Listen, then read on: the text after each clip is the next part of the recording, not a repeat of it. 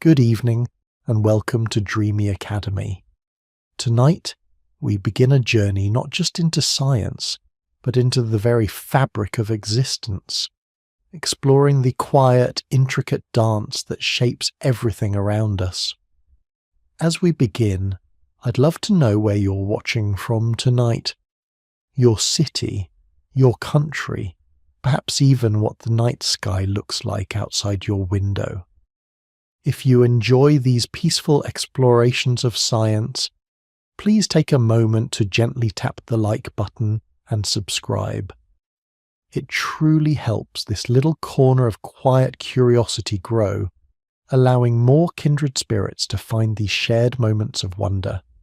And to those already subscribed, thank you sincerely for being part of this slow and thoughtful adventure. Tonight we will learn to stretch the imagination until the smallest scales reveal the grandest truths. We will dive into a world so utterly foundational, so intimately woven into the very structure of reality that it often escapes our notice. Right now, as you listen, forces older than mountains are shaping the atoms in your bones, in the air you breathe, and in the quiet room where you find yourself. We will journey into the heart of matter itself, not just to understand what things are made of, but to feel the profound beauty in how they are made, how they interact, and how, from seemingly impossible rules, the entire universe emerges. This isn't a story of distant stars alone, but also of the invisible architecture that allows a flower to bloom, a thought to form, or a quiet breath to be taken. It is a story of quantum chemistry, a whispered truth beneath the noise of the everyday, waiting to be revealed with patience and wonder. Have you ever considered the sheer strangeness of the air you breathe, or the quiet solidity of the ground beneath your feet? These familiar sensations, so immediate and real, are built upon a foundation far more alien and wonderful than we can instinctively grasp. Tonight, let us begin by peeling back these layers of familiarity, to gaze upon the most fundamental building blocks of our world, the atom. For centuries, humanity has pondered what everything is made of. The ancient Greeks, with their keen minds and gentle inquiries, imagined tiny, indivisible particles, which they called, quote, one, meaning, quote, two. This was a beautiful intuition, a whisper of truth across millennia. And though our modern understanding is infinitely more intricate, the essence of their thought remains. There are fundamental units, the unseen architects that construct all that we perceive. Picture, if you will, the smallest grain of sand you can possibly imagine. Now imagine shrinking that grain down, not just a little, but until it's so impossibly small that it vanishes from sight, even under the most powerful microscope, and then shrink it again, a million times over. You're now approaching the scale of an atom. These are not merely tiny, they are a testament to the universe's exquisite preference for the minuscule, for the elegant dance in the unseen.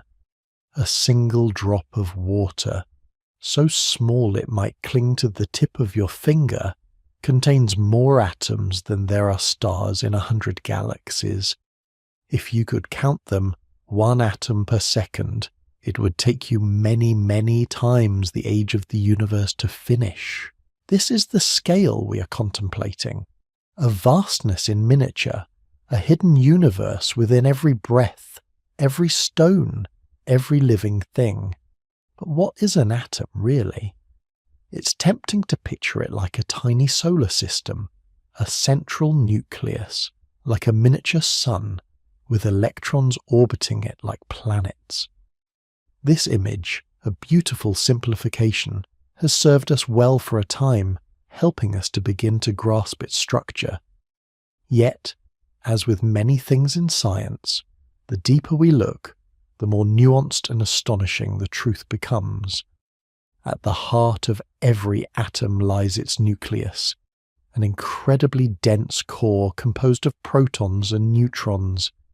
These particles, bound together by forces almost unimaginably strong, account for nearly all of an atom's mass, a staggering 99.9% of it. Yet this nucleus occupies only about 0.0001% of the atom's total volume. Imagine a cathedral, vast and echoing, with a single dust mote settled in its very centre. That dust mote is the nucleus, and the cathedral is the atom. The atom, then, is almost entirely empty space, a profound emptiness that allows light to pass through glass, and sound to travel through air, and the very stability of our world to exist. And in this vast, mostly empty expanse, around that dense, tiny nucleus, dance the electrons. These are the particles that define an atom's personality, its chemical behaviour. They are the true artists sculpting the connections that build molecules and ultimately worlds. But their dance is not a simple orbit. If electrons were indeed tiny planets, classical physics tells us they would quickly spiral into the positively charged nucleus, drawn by the irresistible electromagnetic force. All matter would collapse in an instant. The very existence of stable atoms, and therefore everything else, would be impossible. So, how do atoms persist? How do electrons avoid this inevitable plunge? This is where the universe reveals a deeper, more profound secret, a secret that begins to hint at the quantum realm. The electrons do not orbit in the way planets do. They do not follow defined paths. Instead, they exist in what we call quote 3 or quote 4, regions of space where they are likely to be found. The atom is less like a miniature solar system and more like a fuzzy, probabilistic dance, a shimmering cloud of possibility. Imagine a single firefly blinking in the darkness of a vast empty hall. If you took a long exposure photograph, you wouldn't see a clear path, but a blurry streak of light, a region where the firefly spent most of its time. An electron is somewhat like that firefly, but far more elusive. We cannot pinpoint its exact location and its exact momentum simultaneously. It is a wave and a particle all at once, a duality that defies our everyday intuition. It is the universe's way of telling us that at its smallest scales, reality operates by rules that are not just strange but beautifully, elegantly other. This concept of electrons existing in specific discrete energy levels, like steps on a ladder rather than a smooth ramp, is what prevents them from spiraling into the nucleus. An electron can only occupy certain, quote, of this energy ladder. It can jump from one rung to another, absorbing or emitting a packet of energy. Right quotes, but it cannot exist in between the rungs. This quantization of energy is the fundamental principle that underpins all of quantum chemistry, and indeed all of chemistry itself. It is why atoms have distinct colours when heated, why they bond in specific ways, and why the universe is not a chaotic soup, but a structured, vibrant tapestry. This understanding, though challenging to visualize, is incredibly powerful. It explains why some materials conduct electricity beautifully, while others insulate it completely. It explains the vibrant colors of a sunset, the intricate shapes of snowflakes, and the very stability of the chemical bonds that hold your DNA together. The quantum rules governing these invisible dances are not abstract mathematical curiosities. They are the very reason you are here, listening, breathing, and wondering. They are the silent, constant architects of the world, building everything from the simplest hydrogen atom to the most complex protein molecule, all through a dance of probability and discrete energy. There's a particular comfort in understanding that the solidity of the chair you're sitting on, the warmth of your blanket, the air you breathe, all are, at their deepest level, mostly empty space, held together by the elegant, counterintuitive rules of quantum mechanics. It is a profound paradox. The universe at its most fundamental is a shimmering probabilistic mystery. Yet from this mystery emerges the dependable, tangible reality we experience every moment. So we've begun our journey into the atom, into its mostly empty vastness and its probabilistic, energetic electrons. We've seen that the classical picture, while helpful, doesn't quite capture the deeper truth of how matter holds together. This quiet revolution in understanding, this shift from solid particles to fuzzy probabilities, is just the beginning. The stability of these atoms, their very existence, relies on these strange quantum rules. But what happens when these fundamental quantum-governed atoms don't exist in isolation? How do these tiny, empty, probabilistic entities talk to each other? How do they connect, share and intertwine to build the molecules that form everything from water to muscle, from rock to thought? That question of how atoms reach out and bond is where our quiet exploration will lead us next. In our last gathering, we peered into the heart of the atom, unraveling its paradoxes, the vast emptiness within, the dense nucleus, and the shimmering enigmatic dance of electrons in their probability clouds or orbitals.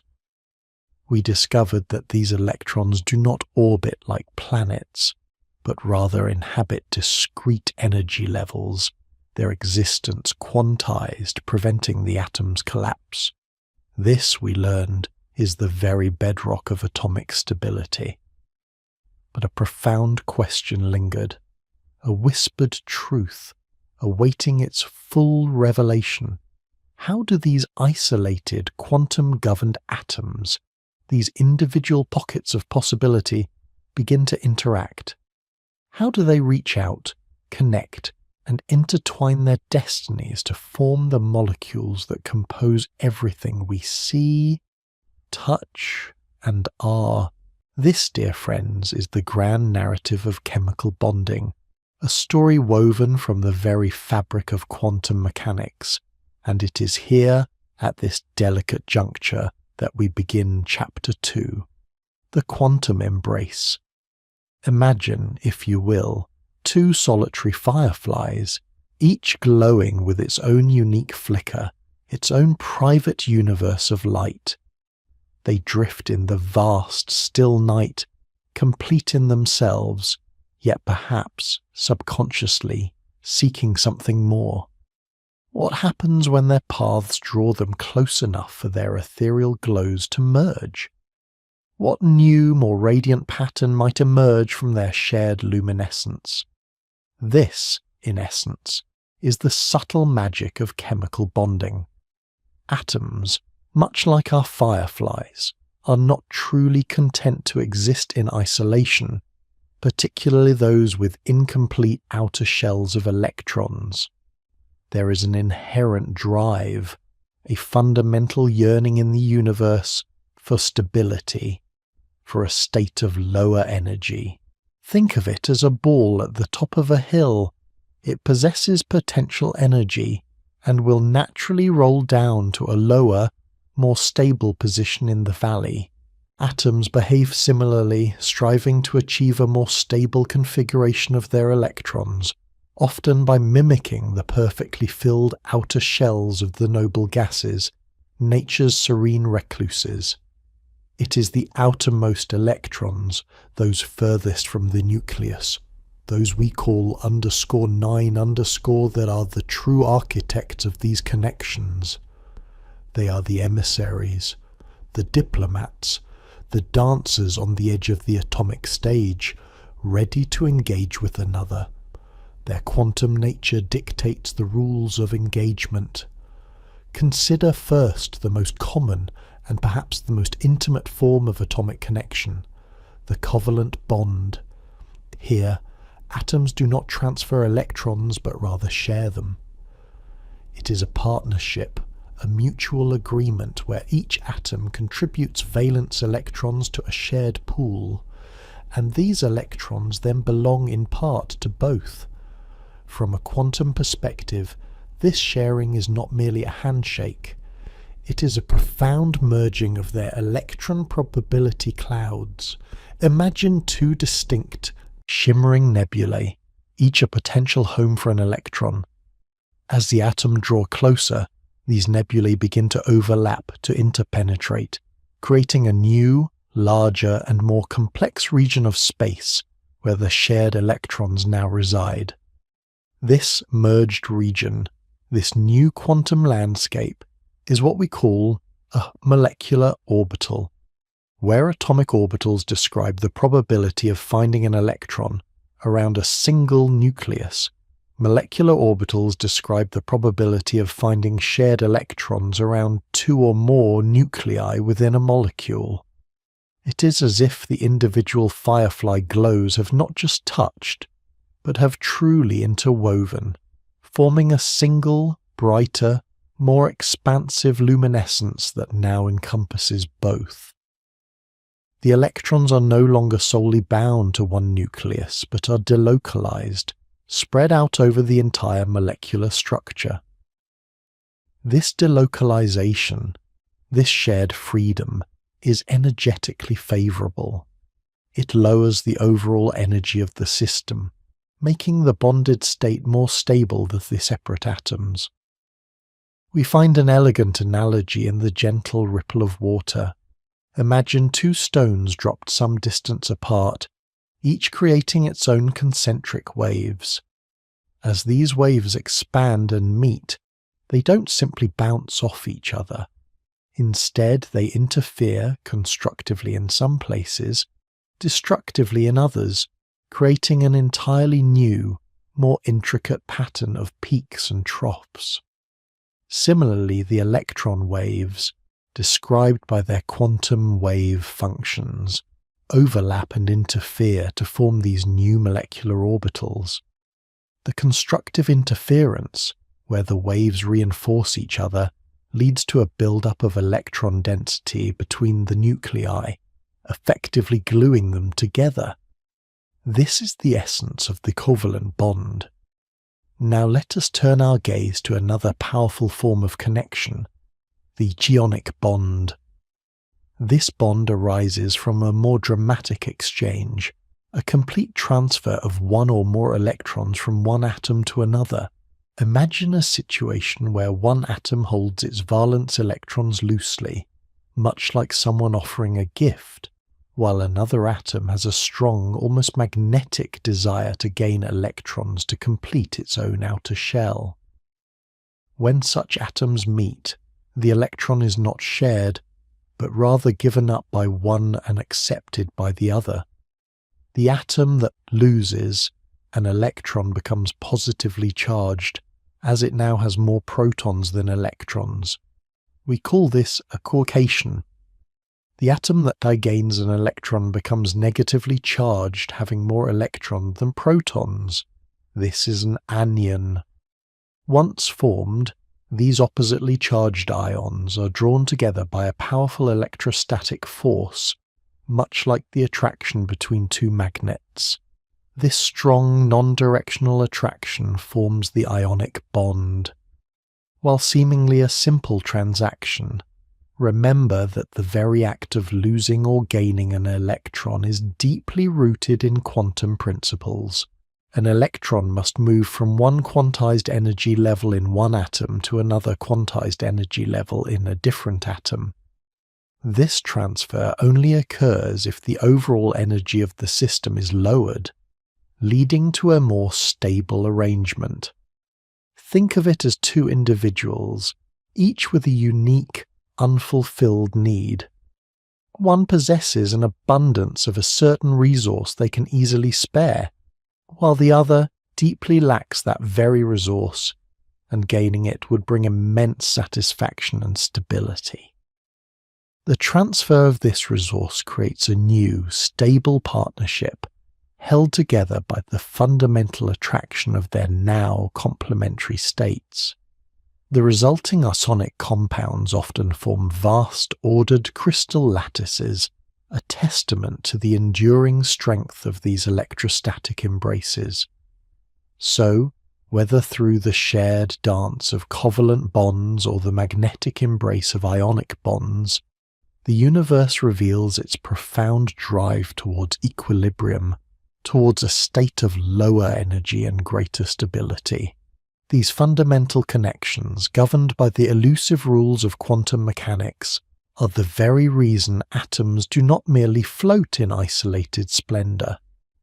They are compelled to interact, to form the intricate structures that give rise to the astounding diversity of matter around us.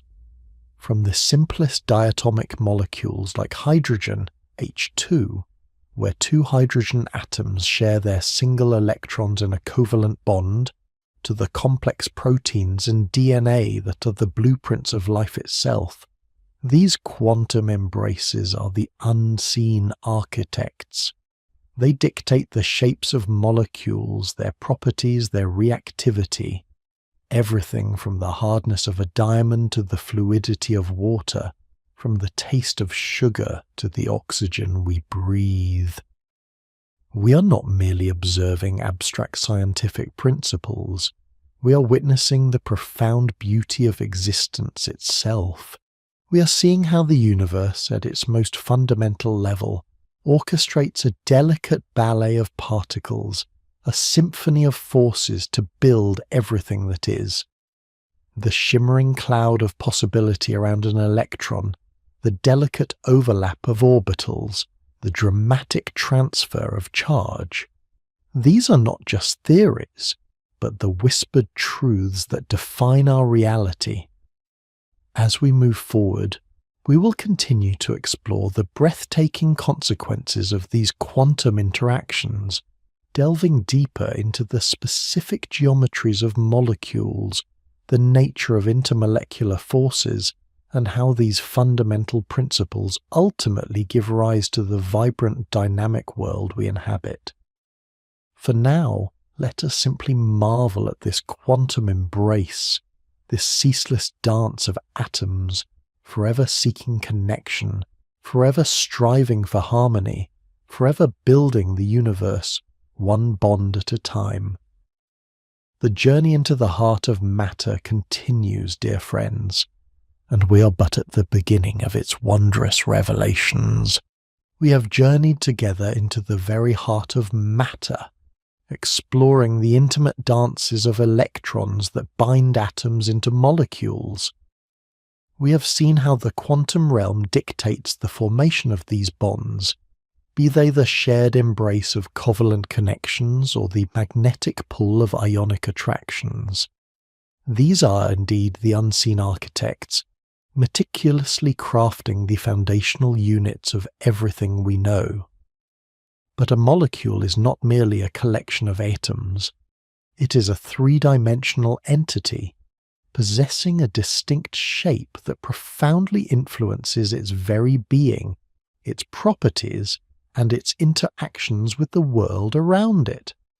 Consider, if you will, the profound difference between a straight line and a bent one, or a flat triangle versus a three-dimensional pyramid.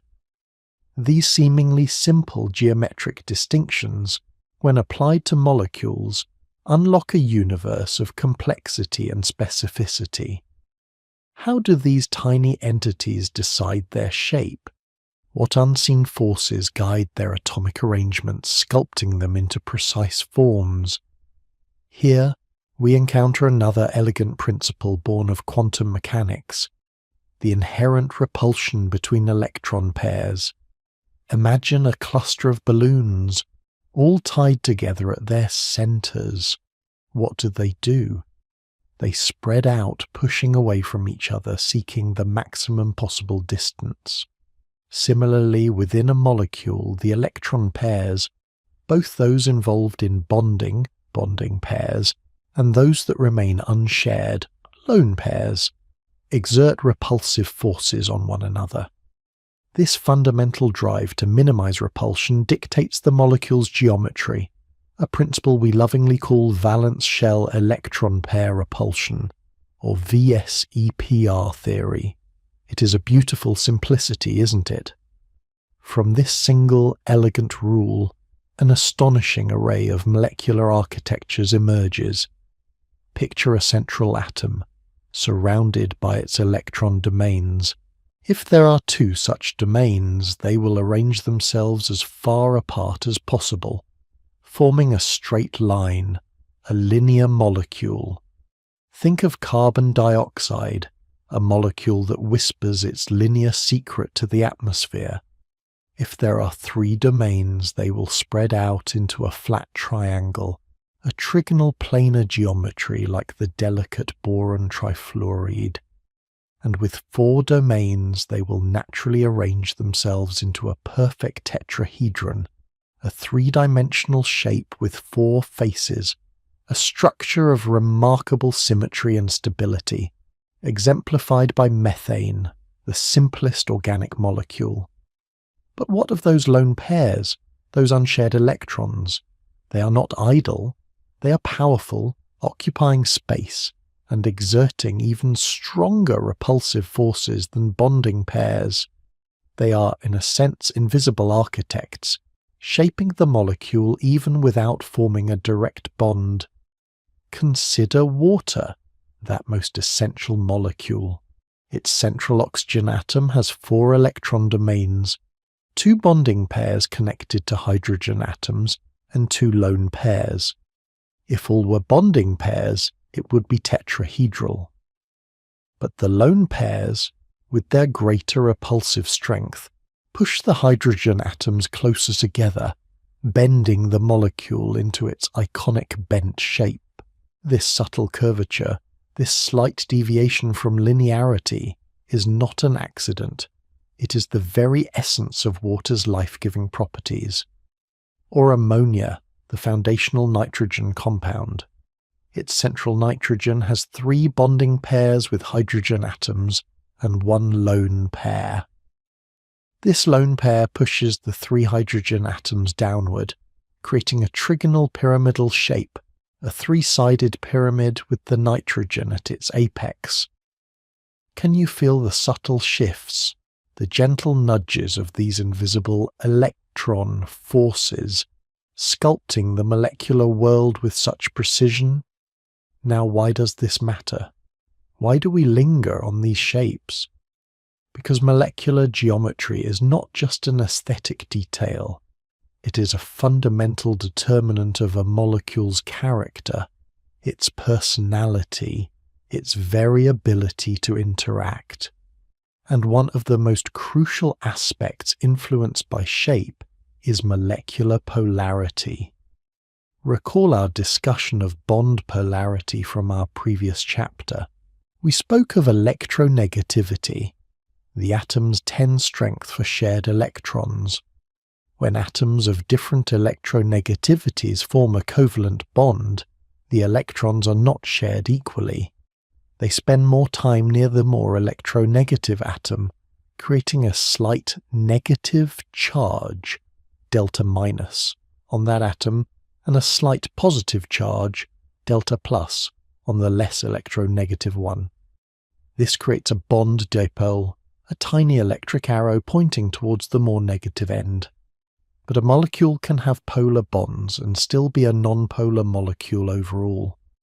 This is where shape steps in as the ultimate arbiter. Imagine those bond dipoles as little vectors, arrows with direction and magnitude. If these arrows are arranged symmetrically, they can cancel each other out, much like opposing forces in a perfectly balanced tug of war. For instance, carbon dioxide, our linear molecule, the two C=O bonds are polar, with oxygen pulling electrons away from carbon. But because the molecule is perfectly linear, these two dipoles point in opposite directions and are of equal strength, effectively cancelling each other out. The molecule as a whole is non-polar. Contrast this with water, our bent molecule. The two OH bonds are also polar, with oxygen pulling electrons from hydrogen. But because of water's bent shape, these two dipoles do not cancel. Instead, they add up, creating an overall molecular dipole, a net separation of charge across the entire molecule.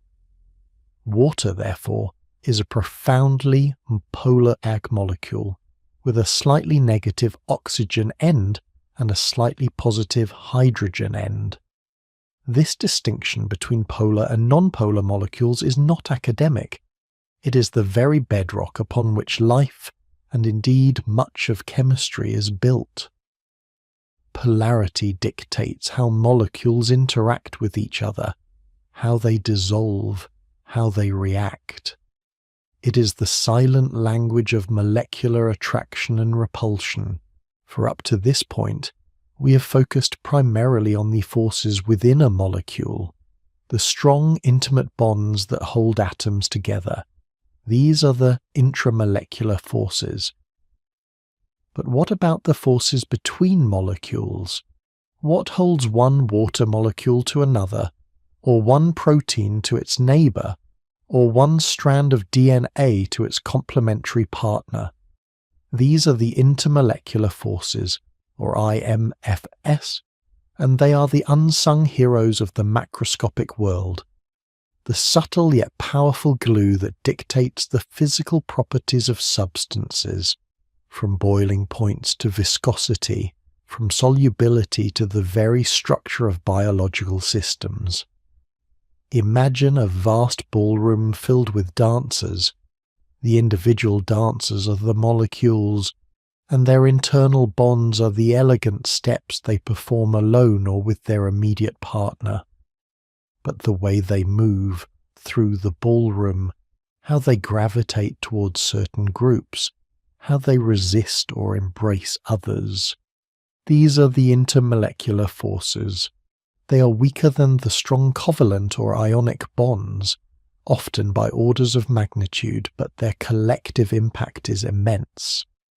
Let us explore these subtle attractions, these whispered truths between molecules. The most universal and often the weakest of these forces are the London dispersion forces, LDFS.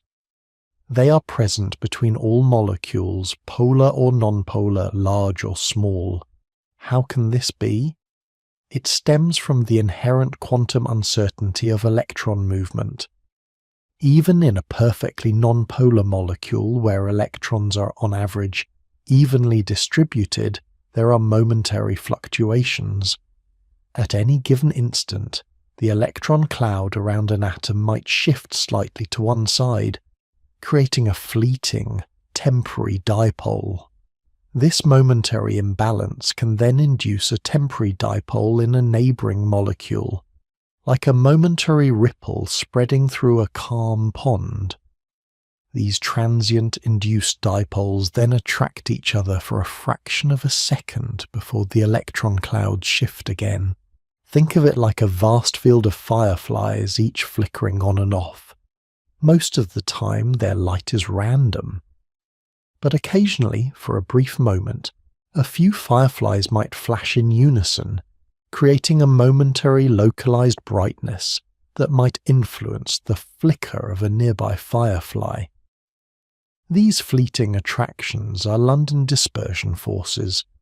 Their strength generally increases with the size and stretchiness, polarizability, of the electron cloud.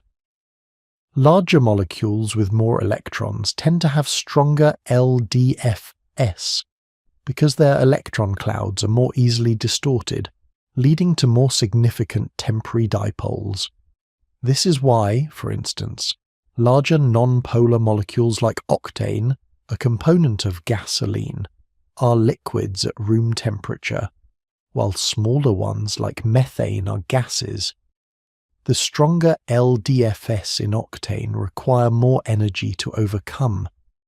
Next, we encounter the antidipole-dipole forces. These are present between polar molecules, those that possess a permanent molecular dipole due to their asymmetric distribution of charge, as we just discussed. Here, the slightly positive end of one polar molecule is attracted to the slightly negative end of a neighbouring polar molecule. It's like having a collection of tiny permanent magnets, each with a north and south pole. They will naturally orient themselves to maximise attraction and minimise repulsion. These forces are generally stronger than LDFs between molecules of comparable size because the dipoles are permanent, not fleeting. They contribute significantly to properties like boiling point. For example, acetone, a common solvent, is a polar molecule, and its dipole-dipole forces contribute to its liquid state at room temperature. Finally, we arrive at a particularly potent and vital type of dipole-dipole interaction: hydrogen bonding. This is not a true chemical bond like covalent or ionic bonds, but it is by far the strongest of the intermolecular forces, so strong that it often earns its own special designation. Hydrogen bonding occurs when a hydrogen atom, which is covalently bonded to a highly electronegative atom, specifically nitrogen, oxygen, or fluorine, is then attracted to a lone pair of electrons on another highly electronegative atom, again NO or F, in a different molecule. Why is this interaction so strong? Because when hydrogen is bonded to NO or F, these highly electronegative atoms pull hydrogen's single electron cloud so strongly that the hydrogen atom is left almost bare, exposing its tiny, positively charged nucleus.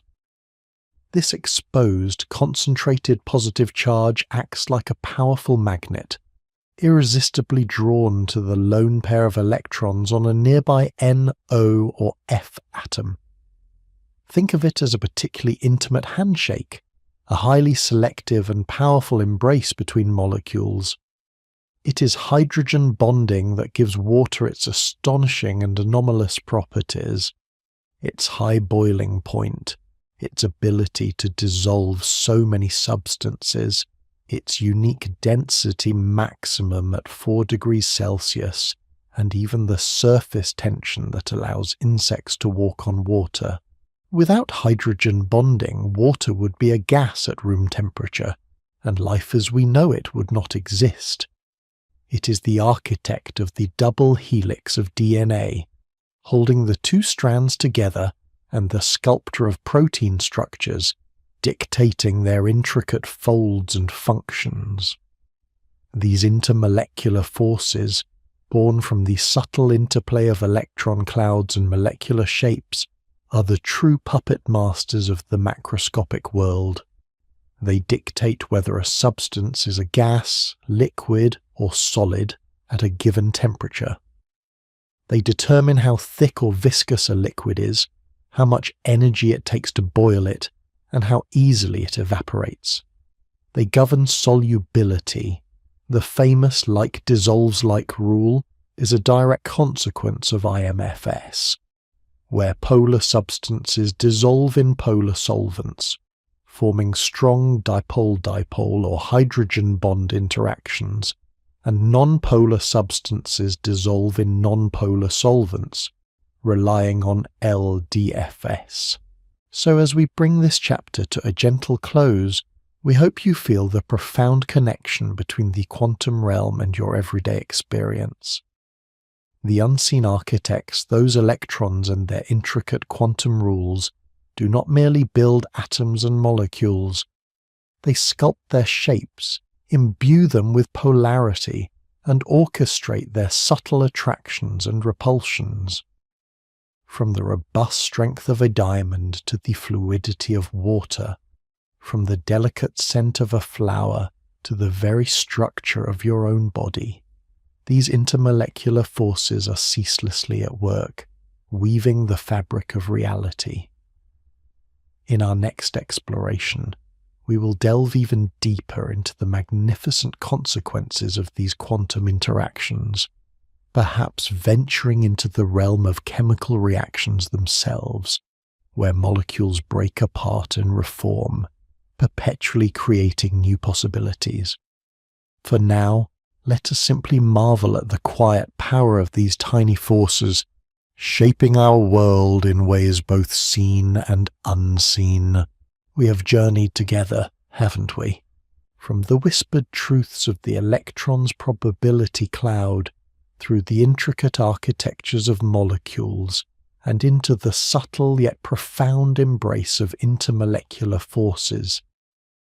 We have seen how the universe, at its most fundamental level, sculpts stability from the raw material of possibility, crafting the very stage upon which existence unfolds. Now, as our gaze shifts, we invite you to witness something even more dynamic, the exquisite ballet of transformation. For what is a chemical reaction truly but a rearrangement? It is not an act of creation or destruction in the grand sense, but rather a profound reorchestration, a cosmic reshuffling of atomic identities. The atoms themselves, those tiny, vibrant nuclei cradled by their electron clouds, remain. Yet, their partners change, their bonds break, and new alliances form, giving rise to entirely new substances with properties often vastly different from their predecessors. It is here, in this dance of transformation, that the mundane becomes magical, and the world as we know it is perpetually reborn. Think for a moment of a child's building blocks. You can arrange them into a tall tower, then dismantle it, and reassemble them into a wide bridge. The blocks themselves are unchanged, but their configuration, their relationship to one another, has profoundly altered the structure. In the realm of chemistry, the atoms are our blocks, and chemical reactions are the myriad ways they can be reimagined, resculpted, and rebonded. Why does this rearrangement occur? What propels these atoms to abandon their current partners for new ones? The answer, as it has been throughout our journey, lies in the ceaseless quest for lower energy, for greater stability. Just as a ball rolls down a hill to find its most stable resting place, atoms and molecules too seek configurations where their total energy is minimized. When the atoms in a new arrangement, a new molecule, can settle into a lower energy state than they held in their previous forms, the reaction becomes an irresistible journey towards that more peaceful, more stable existence. We call these reactions exothermic. When they release energy into their surroundings, often as heat or light. Imagine striking a match or the gentle warmth of a campfire on a cool evening. The energy stored within the chemical bonds of the fuel and the oxygen is greater than the energy stored in the products of combustion, carbon dioxide and water. The excess energy is liberated, a vibrant testament to the universe's preference for stability. It is as if the atoms, in their new, more comfortable arrangement, exhale a sigh of relief, and that sigh is the warmth we feel. Conversely, some reactions are endothermic, meaning they absorb energy from their surroundings as they proceed. Think of the crisp coolness of an instant cold pack, or the intricate process of photosynthesis where plants capture the sun's radiant energy to build sugars. Here, the products possess higher energy than the reactants, requiring an input of energy to climb that energetic hill. It is a journey against the natural energetic gradient, a deliberate effort to reach a less stable but often vital configuration. This energy, absorbed from the environment, becomes an intrinsic part of the new chemical bonds formed. But if reactions always seek lower energy, why aren't all potential reactions happening all the time? Why doesn't a piece of wood spontaneously burst into flame in the presence of oxygen, even though burning is an exothermic process? This brings us to a crucial concept, one that acts as a gatekeeper for all chemical transformations: activation energy. Picture a magnificent sprawling valley, lush and green, representing a state of low energy. On one side of the valley, perched on a gentle slope, sits a large round boulder. This represents our reactants, stable enough in their current state. The valley floor far below is an even lower energy state, representing our products. The boulder wants to roll down into the valley, but between it and the valley floor stands a formidable hill, a peak that must be surmounted before the descent can begin. This hill is the activation energy. To initiate the reaction, to get the boulder rolling, we must first provide enough energy to push it over that crest. This initial push might come in the form of a spark, a rise in temperature, or even a precisely aimed photon of light. Once over the peak, the boulder tumbles effortlessly down into the valley, releasing energy as it goes. Similarly, molecules must collide with sufficient energy and in the correct orientation to break existing bonds and begin forming new ones. This energy barrier ensures that our world isn't in a constant state of chaotic rearrangement, allowing for stability and selective transformations. Most chemical reactions, especially those that build the complex molecules of life, do not occur in a single, instantaneous leap. Instead, they often proceed through a series of smaller, more manageable steps, much like a dancer performing a complex routine, one graceful movement flowing into the next. Each of these individual movements is an elementary step, and the entire sequence is known as a reaction mechanism. We won't delve deeply into the intricate details of mechanisms now, but simply recognize that the journey from reactants to products can be a nuanced, multi-stage affair, with intermediate forms briefly emerging and then transforming further. And what if that activation energy, that formidable hill, is simply too high for a reaction to proceed at a reasonable pace? Or what if we need a specific reaction to occur quickly and efficiently, without having to provide an enormous amount of energy? This is where nature, and indeed human ingenuity, introduces a remarkable helper, the catalyst. Imagine our boulder again, poised before the activation energy hill. A catalyst is like a skilled engineer who, instead of pushing the boulder over the existing hill, artfully carves a brand new, much gentler pathway around or through the mountain. This new pathway still leads to the same low-energy valley, but it requires far less initial effort to traverse. Critically, the catalyst itself is not consumed in the process. It facilitates the reaction, then emerges unchanged, ready to guide countless other molecules along its newly forged path. In our own bodies, these biological catalysts are known as enzymes. They are often complex protein molecules, exquisitely shaped to bind specific reactants called substrates and orient them precisely, or to subtly strain their bonds, thereby lowering the activation energy for vital biochemical reactions. Without enzymes, the incredibly intricate and rapid processes that sustain life, digestion, respiration, DNA replication, would grind to a halt. Our cells would be locked in a frozen state, unable to access the energy stored in food or build the necessary components for growth and repair. It is a testament to the elegance of quantum design that such molecular architects exist, silently, ceaselessly, enabling the symphony of life. Now, as we contemplate these dynamic transformations, we must also acknowledge another profound truth. Many, perhaps most, chemical reactions are not one-way streets. They are often reversible.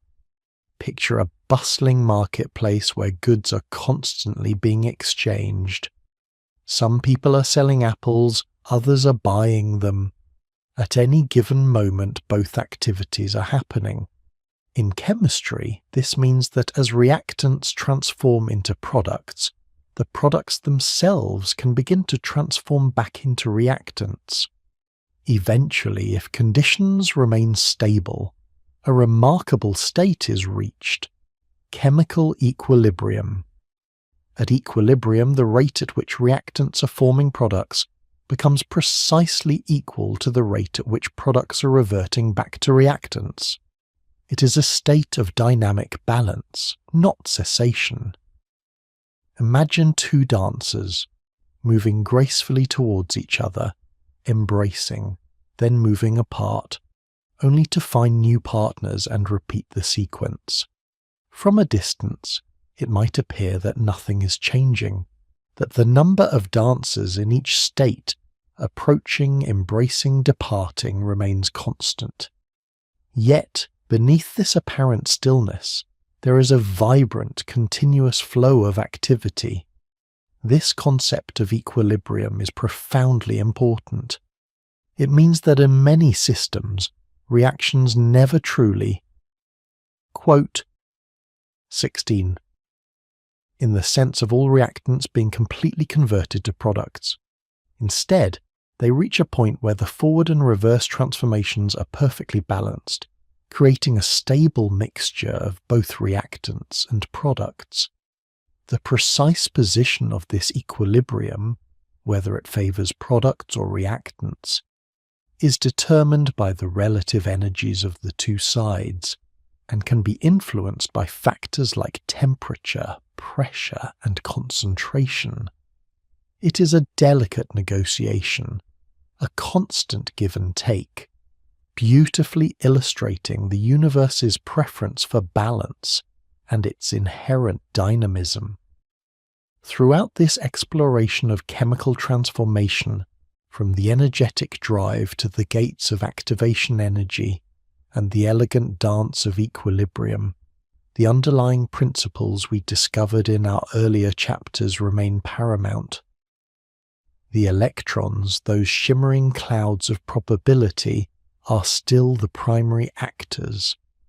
Their rearrangement into new molecular orbitals, their participation in the forming and breaking of bonds, their relentless pursuit of lower energy configurations.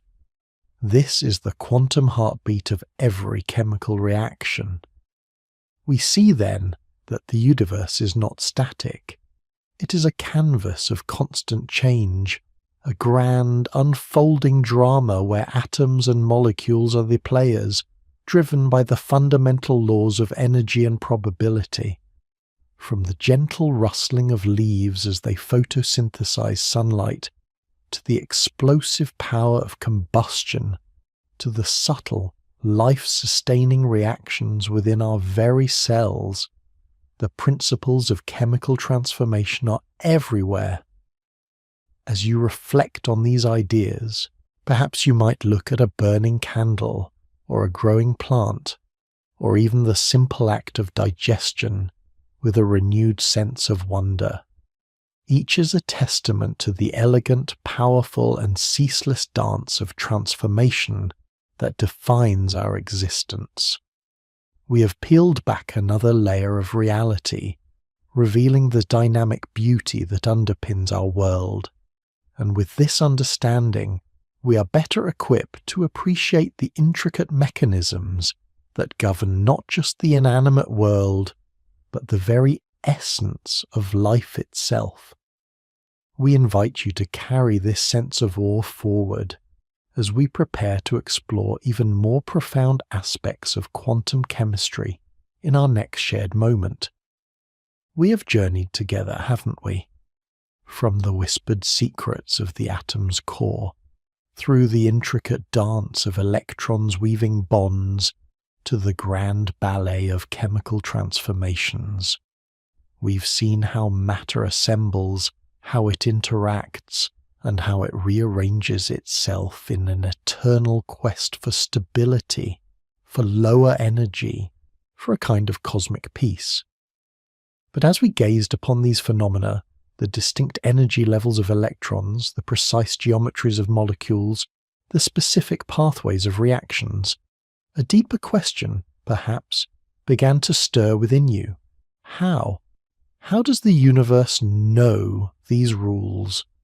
What is the fundamental score upon which this grand symphony is composed? What unseen hand guides the electron to its probabilistic cloud, rather than allowing it to spiral into oblivion? What dictates the very nature of energy itself, allowing it to be absorbed or released in such discrete, precise packets? To truly answer these questions, my friends, we must now step beyond the beautiful observable consequences and delve into the very heart of the quantum realm itself. We must descend another layer into the foundational principles that govern this magnificent, bewildering existence. We are about to unravel the core tenets of quantum mechanics, the exquisite framework that underpins every single phenomenon we have explored thus far, and indeed, every breath you take, every thought you think, every star that glitters in the night sky. Prepare your minds, and perhaps your hearts, for this is where the conventional wisdom of our macroscopic world begins to gently, yet profoundly, dissolve. Here, reality itself takes on a shimmering probabilistic hue. Remember, in our very first chapter, we spoke of electrons not orbiting like planets, but existing in quote 17, in quote 18, of specific quantized energy. This was our initial whisper of the quantum truth. Now we must understand why these clouds exist and what deeper reality they represent. At the heart of quantum mechanics lies a concept so elegant, yet so counterintuitive that it continues to challenge our everyday perception: the wave-particle duality. Imagine, if you will, a single, solitary electron. In our classical world, we might picture it as a tiny hard sphere, a minuscule particle. But the quantum world, with its profound wisdom, tells us something far more wondrous. This electron, this fundamental constituent of matter, does not just behave as a particle. It also behaves as a wave. Think of light. We know light can travel as a wave, creating interference patterns, bending around corners. Yet, we also know light is composed of discrete packets of energy called photons, which can knock electrons off surfaces like tiny particles. Light then possesses this duality. What quantum mechanics reveals is that all matter, including our electrons, protons, and even ourselves, exhibits this same dual nature. We, with our vast masses, have wavelengths so infinitesimally small they are utterly imperceptible. But for the electron, a being of such profound lightness, its wave nature is not merely significant, it is defining. This means that an electron, rather than being a fixed point, is more accurately described as a quote 19, a mathematical entity that spreads out through space, describing the probability of finding the electron at any given location. It is not a particle or a wave, it is both, simultaneously, existing in a state of potentiality until observed. Can you feel the shift in perspective? It's as if the universe itself is a vast ocean, and the electron is a ripple, a disturbance in that ocean, rather than a tiny boat sailing upon it. This wave function, this mathematical description of the electron's quantum state is not arbitrary. It is governed by one of the most celebrated equations in all of science, the Schrödinger equation. This equation, named after the brilliant Austrian physicist Erwin Schrödinger, is to quantum mechanics what Newton's laws are to classical mechanics.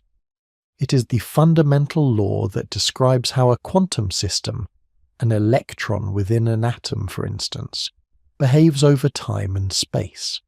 Now fear not, we will not be solving the Schrödinger equation together. Its full mathematical glory is a journey for another time, but understanding its purpose, its profound output, is essential. When you quote 20, the Schrödinger equation for an electron in an atom, what you obtain is a set of specific allowed wave functions. Each of these wave functions, denoted by the Greek letter psi, is a solution that describes a unique, stable state for the electron, and when you square the absolute value of this wave function, System squared, what emerges is the probability density, the exact mathematical representation of those quote 21 or quote 22 we first encountered. So, those shimmering clouds you visualized in chapter 1, they are not just abstract concepts, they are the direct consequence of solving the Schrödinger equation. They represent regions in space where the probability of finding an electron is highest, and critically, the Schrödinger equation also yields the specific, quantized energy associated with each of these allowed wave functions. This is why electrons can only exist at discrete energy levels, because only specific wave functions with specific energies are stable solutions to the universe's fundamental equation. It's like a musical instrument that can only produce certain notes, not a continuous slide of sound. The quantum world sings in distinct harmonies. As we delve deeper into these solutions, we find that each allowed wave function, each unique quote 23 or quote 24, can be precisely described by a set of numbers. These are the quantum numbers, and they are like a cosmic address, a unique identifier for each electron's quantum state within an atom. There are 4 such numbers, each revealing a different facet of the electron's existence. First, we have the principal quantum number, denoted by n. This is perhaps the most familiar to us. It defines the electron's primary energy level, or shell. Think of it like the floors in a multi-story building. The higher the n value, 1, 2, 3 and so on, the higher the average energy of the electron and the further, on average, it is from the nucleus. It dictates the overall size and energy of the orbital. Next, we encounter the angular momentum quantum number, L, sometimes called the azimuthal quantum number. This number describes the shape of the electron's orbital within a given shell. For a given n, L can take on integer values from 0 up to n-1. We often use letters to denote these shapes. L equals 0 corresponds to an s orbital, which is spherical, like a perfect shimmering globe. L equals 1 corresponds to a p orbital, which is dumbbell-shaped, like 2 lobes facing opposite directions. L equals 2 corresponds to a d orbital, which has more complex, often cloverleaf-like shapes, and so on, for f, g, and beyond. So, while n tells you the floor of the building, L tells you the architectural style, the specific layout of the room on that floor. Third in our cosmic address is the Young magnetic quantum number, ml. This number describes the orientation of the orbital in space. For a given L value, ml can take on integer values from -L to +L, including 0. For an orbital L equals 0, ml can only be 0, meaning it has only one spatial orientation. A sphere is a sphere no matter how you turn it. For a p orbital, L equals 1, ml can be -1, 0, or +1, indicating three distinct spatial orientations along the x, y, and z axes, like three dumbbells arranged perpendicularly. This is why we have three p orbitals within a subshell. If L defined the room's layout, ml tells you which way the windows face, which direction the room is oriented within the building. Finally, we arrive at the S-spin quantum number, mSubc. This number describes an intrinsic property of the electron, often conceptualized as its spin, though it's more accurately an inherent angular momentum, a fundamental quantum characteristic. An electron can have one of two possible spin states, quote 27 plus 1/2, or quote 28 minus 1/2. Imagine the electron as a tiny magnet, pointing either one way or the opposite. This is a purely quantum phenomenon with no classical analogue, and it is absolutely crucial for understanding how electrons fill orbitals. It's like specifying whether a person in a room is facing left or right. These four quantum numbers, n, l, ml, ms, together uniquely define the state of an electron in an atom. And here we encounter another cornerstone of quantum mechanics, a principle that ensures the very diversity and stability of our universe, the Pauli exclusion principle. This profound rule formulated by Wolfgang Pauli states that no two electrons in an atom can have the exact same set of four quantum numbers. Think of our cosmic address analogy. No two individuals can live at the exact same address with the same building number, floor number, room layout, room orientation, and even the same orientation within that room. Each electron must have a unique identity, a unique quantum state. This is why each orbital, defined by its n, l, ml values, can hold a maximum of 2 electrons, and only if those 2 electrons have opposite spins, 1 plus 1/2, 1 minus 1/2. This principle is not merely an abstract rule. It is the very reason atoms don't collapse, why electrons don't all crowd into the lowest energy level. It dictates the electron configuration of every element, shaping the periodic table and giving each atom its unique chemical personality.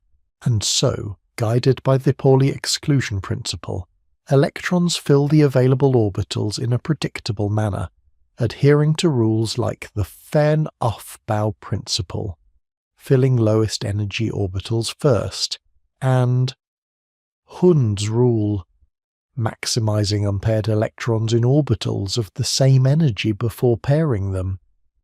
Up. These rules, which you might have encountered in earlier studies, are direct consequences of the underlying quantum mechanics we are now exploring, all driven by the atom's relentless pursuit of the lowest possible energy state. But perhaps the most profound and in some ways most humbling aspect of the quantum realm is its inherent probabilistic nature and the uncertainty principle. We spoke of wave functions yielding probability densities. This means we can never know with absolute certainty the exact location of an electron at any given moment. We can only know the probability of finding it in a particular region of space. The universe, at its most fundamental level, operates not on rigid certainty, but on a beautiful, shimmering cloud of possibility. This leads us to Sasta, Heisenberg's uncertainty principle. A truly revolutionary concept articulated by Werner Heisenberg. It states that there are certain pairs of properties of a quantum particle, like its position and its momentum, mass times velocity, that cannot both be known with perfect precision simultaneously. The more accurately you try to measure one, the less accurately you can know the other. Imagine trying to locate a tiny, incredibly fast-moving firefly in a vast, dark cathedral. If you want to know its exact position, you might shine a very bright, narrow beam of light on it. But the very photons of light you use to quote 29, it would impart momentum to the tiny firefly, changing its speed and direction, making its momentum uncertain. Conversely, if you try to precisely measure its momentum, you might have to observe it over a longer period, during which time its position would become uncertain. This isn't a flaw in our measuring instruments. It's a fundamental property of reality at the quantum scale. The act of observation, the very act of trying to pin down reality, subtly yet profoundly alters it. So the electron is not a little ball precisely orbiting a nucleus. It is a wave, a probability distribution, a whisper of potentiality.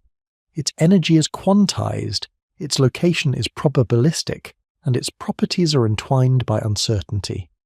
This is the operating system of our universe, the deep code that allows atoms to be stable, to bond, to react, and ultimately to form the magnificent complexity of life itself.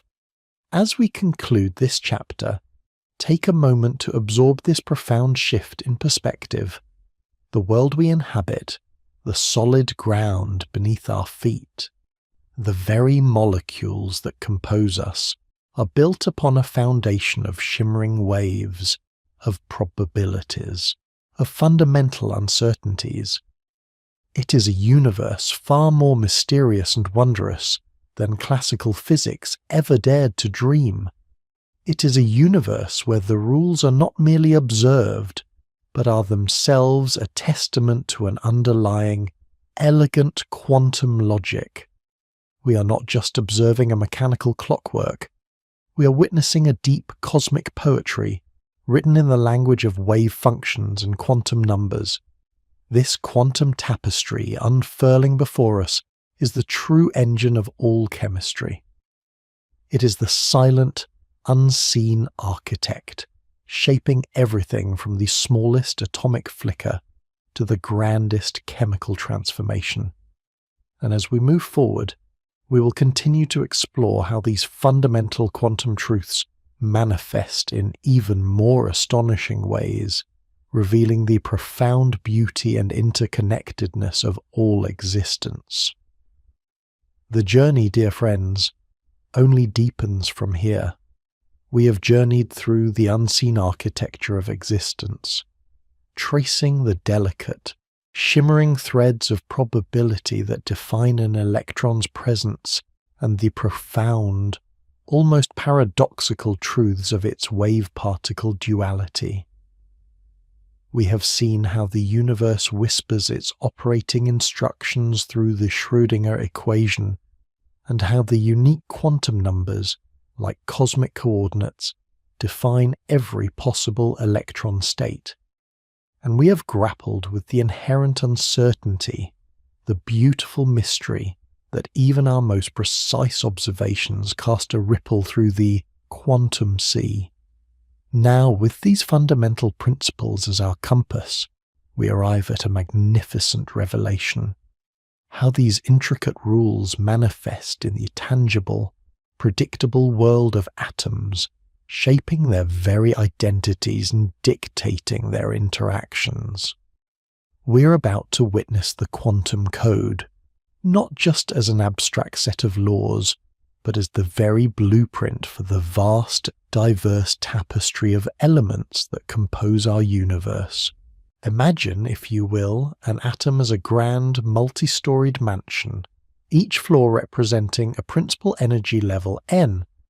Within each floor there are various rooms of different shapes: the spherical rooms, the dumbbell-shaped P rooms, the more intricate D and F rooms, corresponding to our angular momentum quantum number, L. And within each of these shaped rooms, there might be multiple identical subrooms, oriented differently in space, determined by M_L. Into this mansion, electrons, our energetic residents, must find their places, but they don't simply wander aimlessly. They follow a precise, elegant set of rules, dictated by the quantum principles we've embraced. This systematic arrangement of electrons within an atom's orbitals is what we call its electron configuration. A unique quantum address for every electron, ensuring that no two electrons in the same atom ever share the exact same set of 4 quantum numbers, as the Pauli exclusion principle so firmly declares. How do these electrons, driven by the universe's ceaseless quest for stability and lowest energy, find their places? We follow what we call the Aufbau principle, a German term meaning building up. It's a simple yet profound concept. Electrons will always occupy the lowest energy orbitals available first. Think of it like filling a magnificent tiered fountain. The water, much like our electrons, will always fill the lowest basin before overflowing into the next, and then the next, always seeking the keth of least resistance, the state of maximum stability. So, for a humble hydrogen atom with its single electron, that electron naturally settles into the 1's orbital, the very lowest energy state. For helium, with 2 electrons, the second electron joins the first in the 1's orbital, but with an opposite spin, satisfying Pauli's decree. As we add more electrons moving to lithium, the 1's orbital is now full. The next electron must ascend to the next available energy level, the 2's orbital. It is a methodical, step-by-step construction, atom by atom, element by element. But what happens when we encounter orbitals of the same energy? Consider the 3 p orbitals within a given energy level, 2px, 2py, 2pz for instance. These are known as degenerate orbitals. They possess identical energy. When electrons approach such a set of equivalent rooms, another elegant rule, Hund's rule, guides their behavior. It states that electrons will occupy each degenerate orbital singly with parallel spins before any orbital is doubly occupied. Imagine a group of shy guests arriving at a party where there are several identical empty couches. Most people would prefer to have their own couch first, spreading out, before they are compelled to share. Electrons behave similarly. They prefer their own, quote, 31 within the degenerate orbitals, each taking an orbital with the same spin, minimizing repulsion and ensuring the most stable arrangement. Only when all degenerate orbitals have 1 electron will the next electron pair up, taking an opposite spin. This seemingly small detail has immense consequences for an atom's magnetic properties and its ability to interact. As we meticulously apply these rules, Aufbau, Pauli and Hund, we begin to construct the electron configurations for all the elements. And what emerges from this systematic process is nothing short of a cosmic map, a profound testament to the underlying order of the quantum world, the periodic table of elements. Have you ever gazed upon the periodic table and felt a sense of wonder at its perfect symmetry, its logical progression?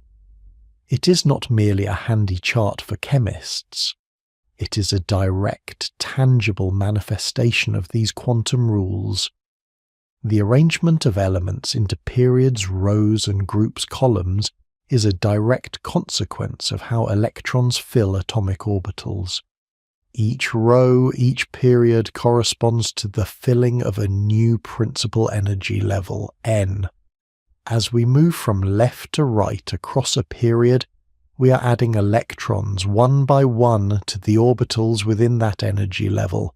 These block on the far left, comprising elements like hydrogen, lithium, and sodium, represents the filling of s orbitals.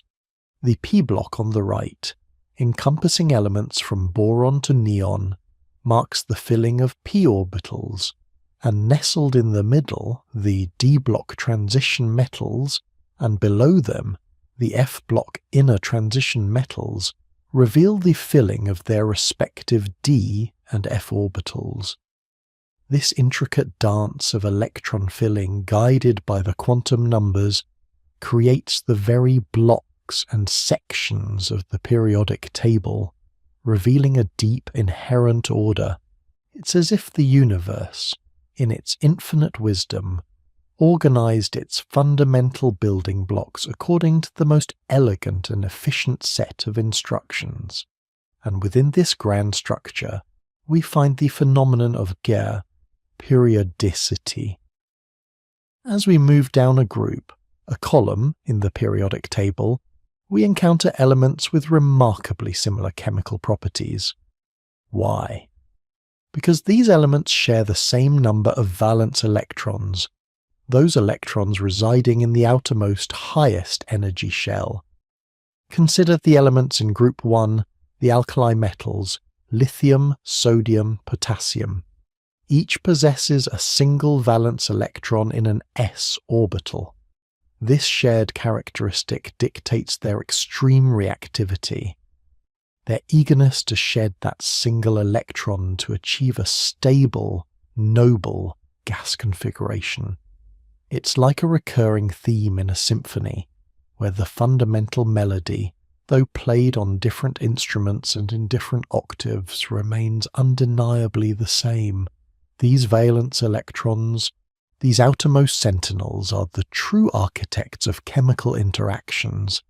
They are the ones that engage in the quote 38 we explored earlier, forming covalent bonds by sharing or ionic bonds by transferring. Their number, their orbital type, their spin, all dictated by the quantum code, determine whether an atom will readily give up an electron, eagerly accept one, or prefer to share. They are the socialites of the atomic world, dictating an atom's personality, its friendships, its very destiny in the vast molecular landscape. So, the periodic table, which might have once seemed like a mere organizational chart, now reveals itself as a profound testament to quantum mechanics. It is a visual representation of the universe's inherent order, a mosaic where each tile's placement is precisely determined by the quantum numbers and the rules of electron filling. It speaks to a universe that is not chaotic, but exquisitely structured, where even the smallest, most ephemeral particles adhere to a magnificent overarching design. As you gaze at the periodic table now, perhaps you will see it not just as a collection of symbols, but as a map to the quantum heart of matter. Each element, with its unique properties, is a direct consequence of its electron configuration, a story told by the precise arrangement of its quantum resonance.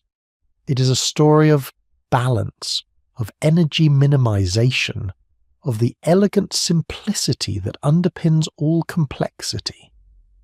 And this understanding, this ability to predict and explain the behavior of atoms based on their electron configurations, is a cornerstone of all chemistry. It allows us to foresee how elements will combine, what types of molecules they will form, and what properties those molecules will possess. It is the bridge from the abstract realm of quantum numbers to the tangible reality of the world around us. We have begun to decode the universe's silent language, unravelling the quantum code that governs the very identity of matter. As we move forward, we will see how these fundamental arrangements of electrons continue to shape the world in even more astonishing ways, guiding the formation of vast, intricate molecular structures and orchestrating the ceaseless dance of chemical reactions. The beauty, as always, lies in the details, in the quiet, persistent harmony of the quantum realm. We have journeyed deep into the quantum realm, haven't we? We have uncovered the unseen architects, the probabilistic dancers, and the fundamental rules that orchestrate the very existence of atoms and their myriad interactions. We have seen how the peculiar dance of electrons, governed by their quantum numbers and principles like Pauli's and Hund's, meticulously crafts the electron configurations that, in turn, blueprint the entire periodic table. Each element with its unique chemical personality and reactivity is a testament to this intricate underlying quantum order. But how do we know all this? How do we peer into these invisible, fleeting worlds of probability and energy? How do we verify the existence of these quantized energy levels, these precise steps on the atomic ladder? Here, in this quiet space of shared inquiry, we turn our gaze to the most eloquent messenger of all, light. For light, dear friends, is not merely what illuminates our world, it is a whisper from the heart of matter, a spectroscopic symphony that sings the very song of the atom. Remember, we spoke of light not just as a wave, but as a shower of discrete packets of energy, photons. Each photon carries a specific amount of energy, intimately tied to its colour, to its wavelength, to its frequency. Imagine a vast, luminous ocean teeming with waves of every conceivable length, from the gentle, long swells of radio waves to the furious short crests of gamma rays. Our eyes, these exquisite instruments of perception, can only discern a tiny sliver of this grand spectrum, the vibrant rainbow we call visible light. Now, consider our atoms. We know their electrons reside in specific quantized energy levels, like steps on an infinitely tall but very particular staircase. An electron cannot hover between steps. It must occupy one or another. This is the profound truth of quantization. What happens, then, when a photon of light encounters an atom? It is a moment of potential intimacy, a fleeting encounter that can reveal profound truths. If the energy of that photon precisely matches the energy difference between two of the electron's allowed steps, say from a lower energy level to a higher one, the electron can absorb that photon. It leaps instantaneously from its initial step to the higher one, temporarily excited. It has absorbed a specific quantity of energy, a very particular colour of light, a unique note in the universe's grand melody. This is the essence of absorption spectroscopy. Imagine a grand, stained glass cathedral, bathed in the pure white light of the sun, a light that contains all colours, all energies. As this light passes through the intricate coloured glass, certain colours are absorbed, taken into the very fabric of the glass while others pass through. What emerges on the other side is a filtered light, a spectrum with dark lines or bands where specific colours have been stolen away. In the atomic realm, it is much the same. When a beam of white light passes through a sample of atoms or molecules, the electrons within those atoms will selectively absorb photons that possess exactly the right amount of energy to promote them to higher allowed energy levels. the light that emerges when spread out into a spectrum will have dark lines or bands at those precise wavelengths that were absorbed. These dark lines are like signatures, unique to the atom or molecule that absorbed them, a direct map of its available energy transitions. But the story does not end there. An electron, once excited to a higher energy level, is often restless, eager to return to its more stable, lower energy state. It cannot stay aloft indefinitely. When it falls back down to a lower step, it must release the energy it absorbed. And how does it release this energy? By emitting a photon of light. This, my friends, is emission spectroscopy. When an atom is energized, perhaps by heat, or by an electric discharge, or by absorbing a photon and then re-emitting it, its electrons are kicked up to higher levels. As they cascade back down, they release photons of specific energies, specific colors. And because the energy levels are quantized, the emitted photons will also have very specific energies, unique wavelengths. Think of a firefly winking in the twilight. Its light is not a continuous glow, but a series of distinct flashes, each carrying a precise message. Similarly, when we excite a gas of hydrogen atoms, for instance, and then observe the light they emit, we don't see a continuous rainbow. Instead, we see a handful of brilliant, distinct lines of colour, a deep red, an aqua, a violet. These are the famous Balmer series lines, each corresponding to an electron transition from a higher energy level down to the second principal energy level in hydrogen. Each line is a pure, unadulterated quantum truth made visible. These spectral lines, whether in absorption or emission, are the unique fingerprints of atoms and molecules. No two elements, no two molecules, possess the exact same set of energy levels, and therefore no two will absorb or emit the exact same spectrum of light. It is as unique as your own fingerprint, or the distinct melody of a specific bird's song. Is it not profoundly wondrous to consider? We can hold a sample of an unknown substance, shine light through it, and by analyzing the colors that are absorbed or emitted, we can identify its atomic and molecular composition with astonishing precision. We can even determine the concentrations of various components, all thanks to the humble electron's quantized dance with light. Imagine the universe itself as a vast cosmic laboratory. When astronomers point their telescopes at distant stars or galaxies, they are essentially performing spectroscopy on a grand scale.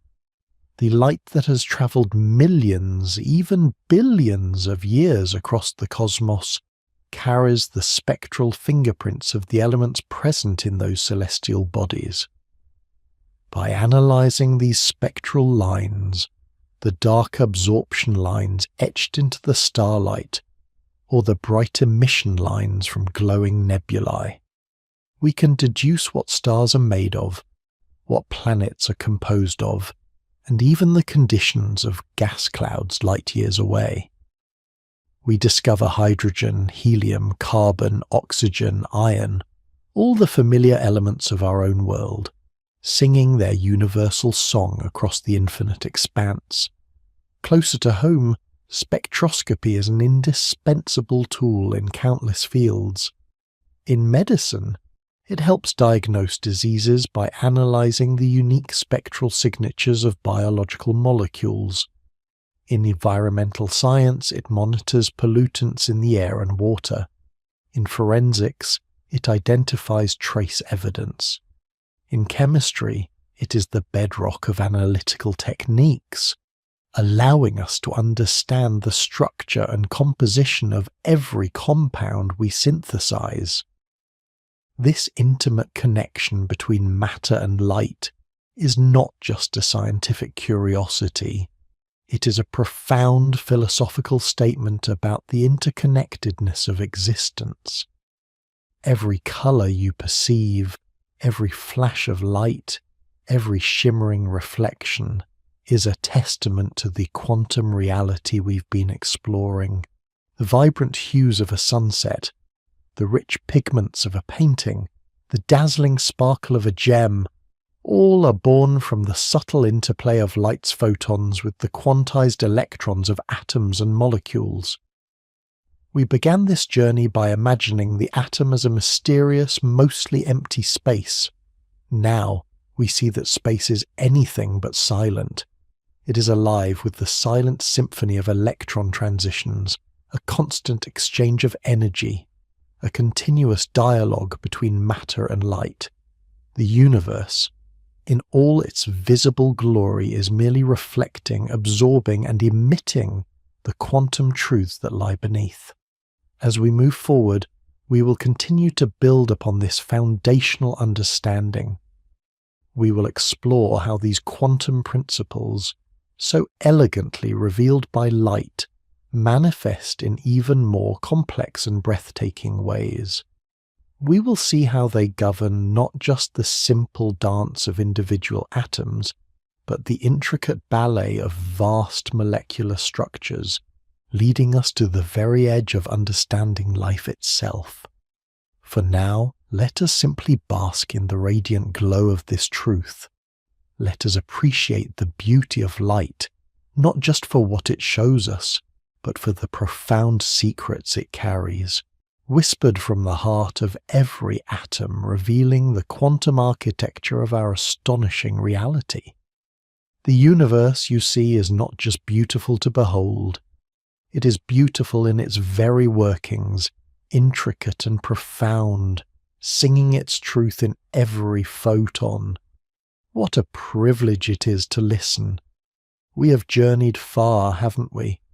From the lonely dance of a single electron around its nucleus to the grand, orchestrated symphony of atoms forming molecules, and then to the silent, invisible whispers of light revealing their innermost secrets.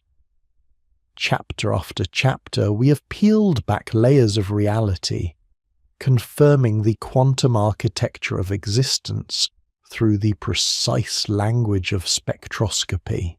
We've seen how light, in its myriad forms, acts as our messenger, carrying tales of energy levels and electron transitions, painting vibrant portraits of the quantum realm onto our macroscopic canvas. But what if the dance becomes even more intricate? What if electrons, those diligent builders of bonds we've so carefully observed, decide to broaden their horizons?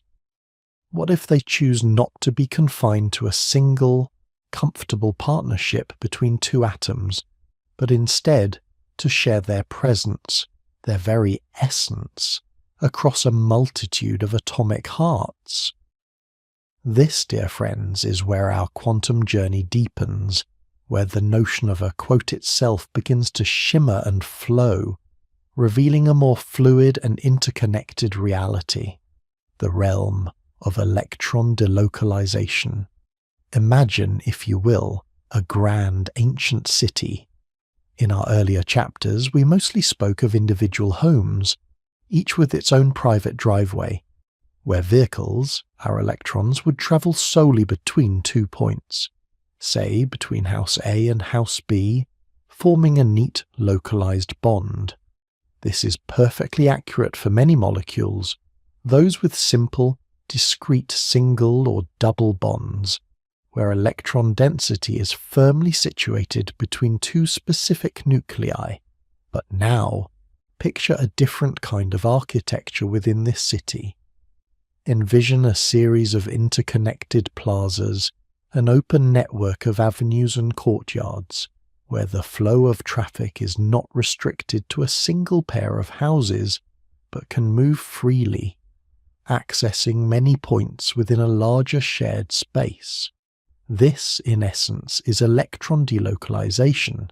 It is the phenomenon where electrons are not confined to a single bond or a single atom, but rather are spread out over 3 or more atoms. It's a fundamental concept that explains an astonishing array of molecular properties, from the vibrant colors of dyes to the incredible stability of certain organic compounds and even the electrical conductivity of materials. How does this happen? It often begins with what we call conjugated systems. Think back to our discussions of pi bonds, those side-on overlaps of p orbitals that form above and below the internuclear axis, holding extra electron density. In a simple double bond, like in ethene, there's one sigma bond and one pi bond, and those pi electrons are localized between the 2 carbon atoms. But what if we have a molecule with alternating single and double bonds? For example, a sequence like C equals C minus C equals C. Here, the p orbitals on each of those 4 carbon atoms are aligned in such a way that they can all overlap with each other, forming a continuous extended cloud of electron density. It's as if each p orbital is a small individual whisper, but when they align perfectly, they don't just whisper to their immediate neighbor, they join in a chorus, their voices blending into a single resonant song that echoes across the entire chain of atoms. These overlapping p orbitals merge to form delocalized molecular orbitals that span the entire conjugated system. The electrons within these orbitals are no longer bound to just 2 atoms. They are free to roam, shared across the entire framework. The most iconic example, the jewel in the crown of delocalization, is undoubtedly benzene. Benzene, with its perfect hexagonal ring of 6 carbon atoms, each participating in alternating single and double bonds, initially posed a puzzle to chemists. If we drew it with fixed single and double bonds, it would imply 3 short double bonds and 3 longer single bonds. Yet, experiments consistently showed that all 6 carbon-carbon bonds in benzene are identical in length, intermediate between a typical single and double bond, and its stability far greater than what simple localized bond models predicted. The quantum truth of benzene reveals itself through delocalization. Each carbon atom in the benzene ring possesses an unhybridized p orbital, perpendicular to the plane of the ring. These 6 p orbitals align perfectly, allowing for a continuous cyclical overlap above and below the ring. The 6 pi electrons, one from each carbon's p orbital, are not localized into 3 distinct double bonds. Instead, they are smeared out, flowing freely around the entire ring, occupying a set of delocalized molecular orbitals that encompass all 6 carbon atoms. It's like a cosmic donut, a continuous ring of electron density, both above and below the atomic plane. This isn't just a convenient drawing, it's a profound quantum reality. The electrons are everywhere at once within that shared space, their wave functions extending across the entire ring. This delocalization is the source of benzene's extraordinary stability, a phenomenon we call aromaticity. The electrons, by spreading out, achieve a lower, more stable energy state.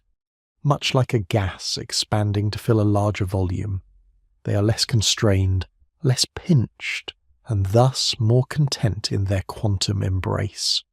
The consequences of this delocalization are far-reaching and utterly beautiful. One of the most visually striking manifestations is color. Remember how in Chapter 7 we discussed how electrons jump between quantized energy levels by absorbing photons? In molecules with extensive delocalized pi systems, these energy gaps between molecular orbitals become smaller. Specifically, the energy difference between the highest occupied molecular orbital, HOMO, LO, and the lowest unoccupied molecular orbital, LUMO, decreases as the extent of conjugation increases. When this HOMO-LUMO gap falls within the energy range of visible light, the molecule begins to absorb specific wavelengths from the white light spectrum. If a molecule absorbs blue light, for instance, it will appear yellow, the complementary color. The more extended the delocalized system, the smaller the energy gap, and the longer the wavelength of light absorbed. This is why many dyes, pigments, and even the molecules responsible for vision in our eyes, like rhodopsin, are highly conjugated. They are quantum traps for light, designed to precisely absorb certain colors, allowing us to perceive the vibrant tapestry of our world. Think of the vivid blues of indigo jeans, the rich reds of a ruby, or the verdant greens of chlorophyll in a leaf. Each is a testament to the elegant dance of delocalized electrons, carefully tuned to absorb and reflect specific photons, creating the riot of color we cherish. Without this quantum phenomenon, our world would be a much duller place, devoid of its chromatic splendor. Beyond color, delocalization plays a critical role in chemical reactivity. Molecules with delocalized electrons often have regions of enhanced or reduced electron density, making them prime targets for chemical reactions. In some cases, extensive delocalization can even lead to electrical conductivity. Imagine a polymer, a long chain of repeating units, where the conjugated system extends almost indefinitely. The electrons in such a system can literally flow along the entire length of the polymer, creating plastic metals that conduct electricity, opening up entirely new avenues in materials science. So, what does this tell us? It whispers a profound truth.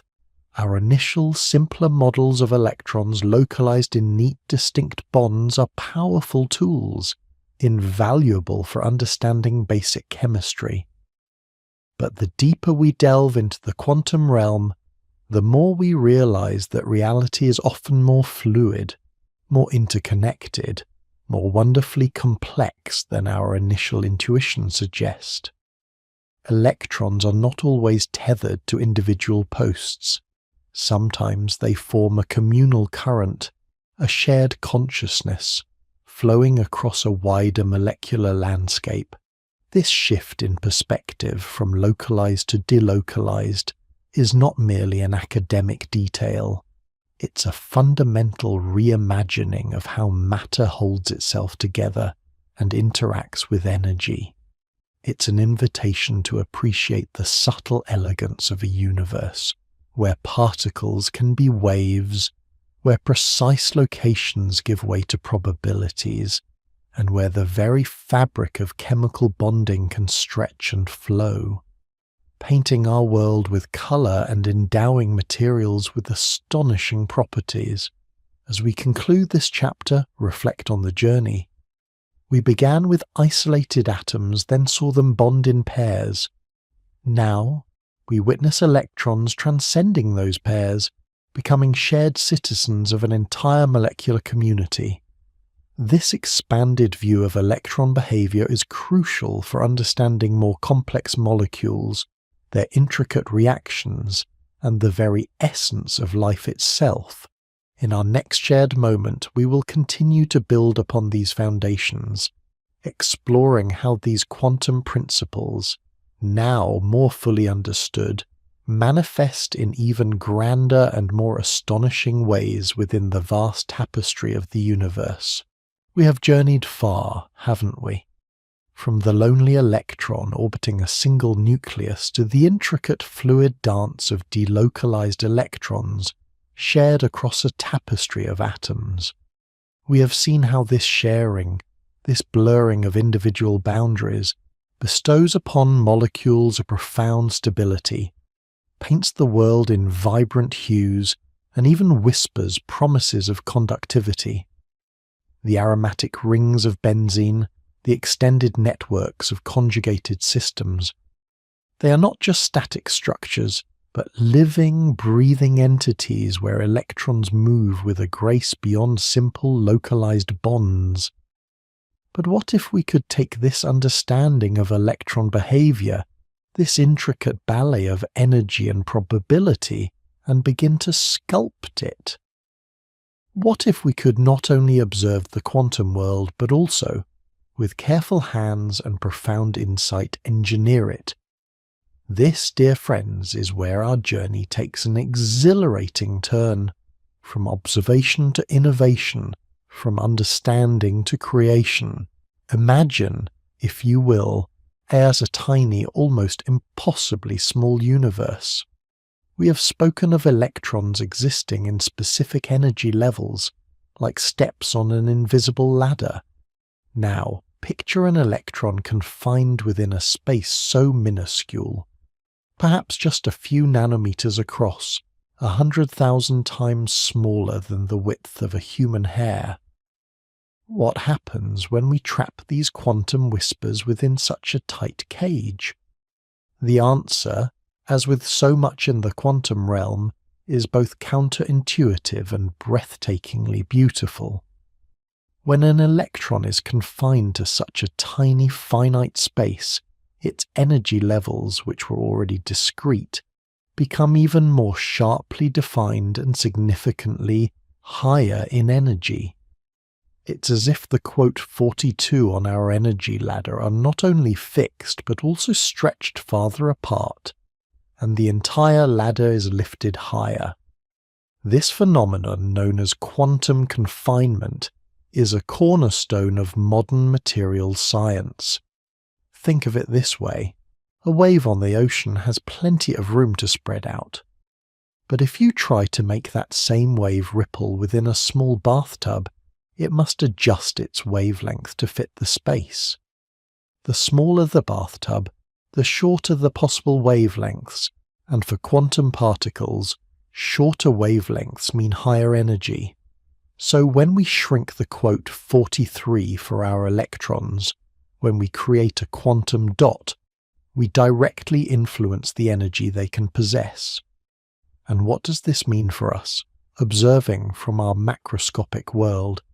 It means that a quantum dot, a mere cluster of a few thousand atoms, can be engineered to absorb and emit light at very specific tunable wavelengths. Imagine a tiny crystal, perhaps made of cadmium selenide, that glows a brilliant red. Now, imagine the exact same material, but made ever so slightly smaller. What colour do you think it would emit? Not red, but perhaps orange, then yellow, then green, then blue, as we continue to shrink its size. Is this not utterly remarkable? We are not changing the type of atom, merely the size of the quantum cage in which its electrons reside. By precisely controlling the size of these nanocrystals, we can effectively dial in the colour of light they emit, much like tuning a radio to a specific frequency. A larger quantum dot with its more relaxed confinement has lower energy transitions, emitting light towards the red end of the spectrum. A smaller quantum dot, with its tighter confinement, forces higher energy transitions, pushing its emission towards the blue. These shimmering motes of matter, these quantum dots, are not just laboratory curiosities, they are already illuminating our world. Perhaps you're watching this broadcast on a screen that utilizes quantum dots to produce colors of unparalleled vibrancy and purity. Or perhaps, in the realm of medicine, they are being developed to tag specific cells or molecules within the body, glowing brightly to reveal hidden truths to a surgeon's eye. They are truly the artists of the nanoscale, painting with light by the rules of quantum mechanics. This ability to manipulate energy levels through quantum confinement is but one profound consequence of our journey into the heart of matter. It brings us to a broader concept, how we harness the delicate dance between light and matter to power our world, literally and figuratively. Consider the energy that bathes our planet every day, the boundless light from our sun. How might we capture this raw, pure energy and transform it into something usable, something that flows through wires and powers our homes? The answer, once again, lies in the quantum realm, specifically within materials known as semiconductors. In many materials, electrons either cling tightly to their atoms, insulators, or roam freely, forming a vast sea, conductors. Semiconductors, however, occupy a fascinating middle ground. Their electrons reside in what we call a valence band, a lower energy state. Above this, separated by a specific energy gap, is the conduction band, where electrons are free to move and conduct electricity. Imagine our ladder again. The valence band is the ground floor, densely packed with electrons. The conduction band is a higher floor, mostly empty. The gap between them is like a missing section of the ladder. Now, when a photon of sunlight, carrying just the right amount of energy, strikes an electron in the valence band, it can absorb that energy and make the quantum leap across the gap into the conduction band. This excited electron, now free to move, leaves behind a hole in the valence band, a vacant spot that can also move, effectively behaving like a positive charge. In a solar cell, ingenious architecture separates these excited electrons and holes, guiding the electrons to flow in one direction and the holes in another. This directed flow is what we call an electrical current. We are literally converting the energy of light into the energy of moving electrons, all thanks to the precise quantum mechanical properties of the semiconductor material and its tailored energy bands. And the beauty of this quantum interplay doesn't stop there. If we can use light to create electricity, can we use electricity to create light? Indeed, we can. This is the principle behind light-emitting diodes, or LEDs, which have revolutionized everything from our televisions to the humble light bulb. Here, we inject electrons into the conduction band of a semiconductor. These electrons, finding themselves in a higher energy state, are eager to return to the lower energy valence band. As they, quote 47, across the energy gap, they release their excess energy not as heat, but as a photon of light. The color of this emitted light is precisely determined by the size of that energy gap. A larger gap means higher energy photons, like blue light. A smaller gap means lower energy photons, like red light. Do you see the elegant symmetry? The very same quantum principles that allow a solar cell to absorb sunlight and generate power enable an LED to consume power and generate light. It is a testament to the fundamental, reversible nature of energy transitions at the atomic scale. We are not just observing the universe, we are learning its language and using it to write new chapters of human ingenuity. As we stand on the precipice of these wondrous applications, our gaze naturally turns towards the horizon, towards the next frontier where the quantum realm promises to unlock capabilities that once belonged only to the realm of science fiction. We speak, of course, of quantum computing. Imagine a world where information isn't just a series of definite ones or zeros, but a fluid, shimmering spectrum of possibilities. This is the essence of quantum computing. Our classical computers rely on bits, which are either 0 or 1. But a quantum computer harnesses the quantum mechanical phenomena of superposition and chaos, entanglement. Superposition allows a quantum bit or qubits to exist as a 0, a 1, or both at the same time. It's like a coin spinning in the air, simultaneously showing heads and tails until it lands. This means that with just a few qubits, we can represent an exponentially vast amount of information compared to classical bits. And then there is entanglement, the truly mind-bending connection between quantum particles. Imagine two spinning coins, separated by a vast distance. If they are entangled, knowing the state of one instantly tells you the state of the other, no matter how far apart they are. It's a connection that defies our everyday intuition, a spooky action at a distance, as Einstein famously called it. Yet it is a verifiable reality of the quantum world. By leveraging superposition and entanglement, quantum computers promise to tackle problems that are utterly intractable for even the most powerful supercomputers today. Imagine designing new materials with unprecedented properties, discovering life-saving drugs in moments, or cracking cryptographic codes that protect our most sensitive information. This is not merely an improvement on existing technology.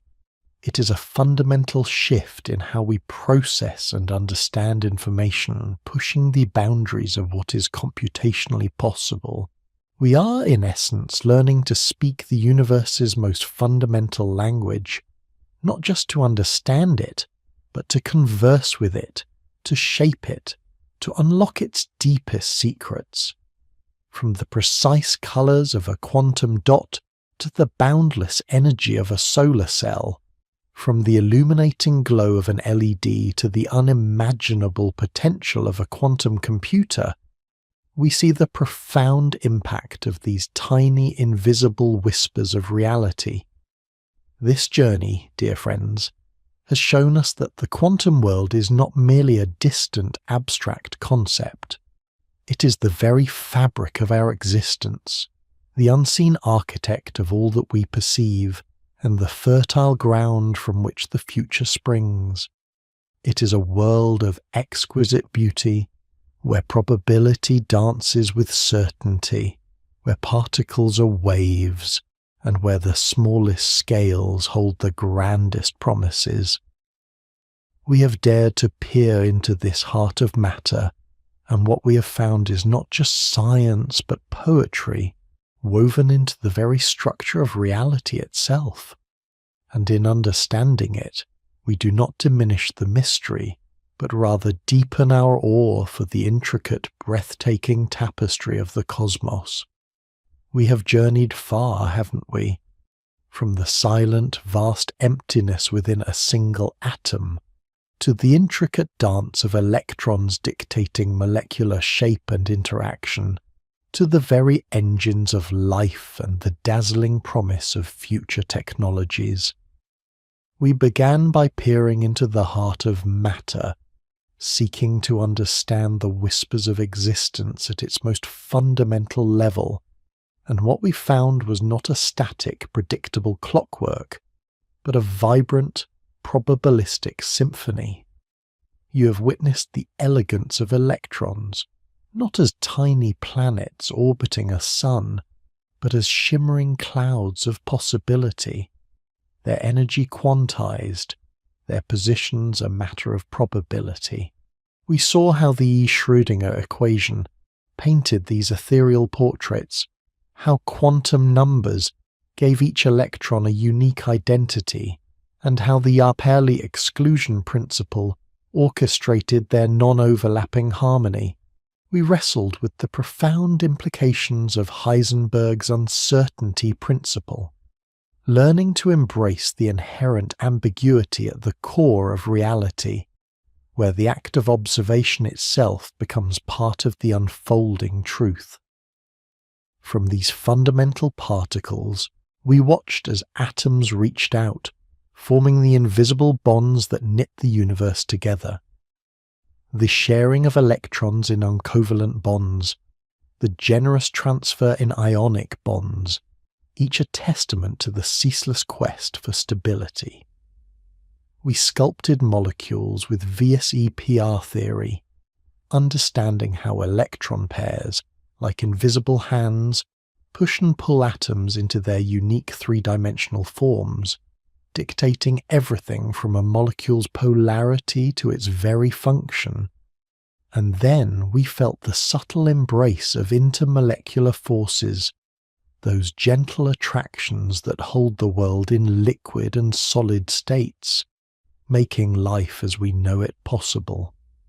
We then stepped into the dynamic arena of chemical reactions, where atoms rearrange themselves in a delicate ballet of breaking and forming bonds, driven by the universe's desire for lower energy. We understood the fiery spark of activation energy, and the catalytic grace that lowers these barriers, speeding up life's essential processes. We observed the ceaseless give and take of chemical equilibrium, a dynamic balance where forward and reverse reactions dance in perfect synchronicity, creating a stable yet ever-changing state, the Aufbau principle. And Hund's rule guided us through the systematic filling of orbitals, revealing the exquisite logic behind the Amdias periodic table, that grand cosmic calendar of elements. And through the lens of spectroscopy, we learn to read the universe's own language, deciphering the unique spectral fingerprints that tell us the story of matter near and far. Most recently, we marveled at the sophisticated applications of these quantum truths, the stability and vibrant hues born from electron delocalization, the tunable light of quantum dots, the energy harvesting of solar cells, the light-emitting magic of LEDs, and the mind-bending potential of quantum computing, where superposition and entanglement promise to unlock solutions currently beyond our grasp. But as we stand here, amidst this vast landscape of quantum understanding, a profound question naturally arises. Does this intricate quantum architecture, this probabilistic dance, extend beyond the inanimate, beyond the engineered marvels, into the very essence of life itself? For a long time, classical physics seemed sufficient to describe biological processes, but as we delve deeper, the whispers of quantum mechanics begin to resonate even within the most complex and delicate systems of living organisms. Imagine, if you will, a single ray of sunlight striking a leaf. This seemingly simple event initiates the most fundamental process on Earth, photosynthesis. For decades, scientists understood the basic chemical reactions, but the sheer efficiency with which light energy is captured and transferred within the leaf's light harvesting complexes remained a puzzle. How could energy traverse a chaotic molecular environment with such minimal loss?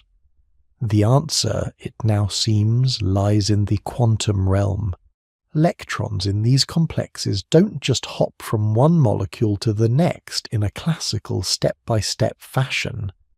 Instead, they appear to explore multiple pathways simultaneously, much like a quantum particle in superposition, until they find the most efficient route to the reaction center.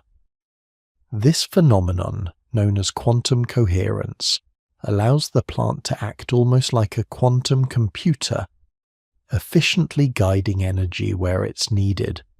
A breathtaking example of nature harnessing quantum principles for survival. Consider also the incredible precision of enzyme catalysis.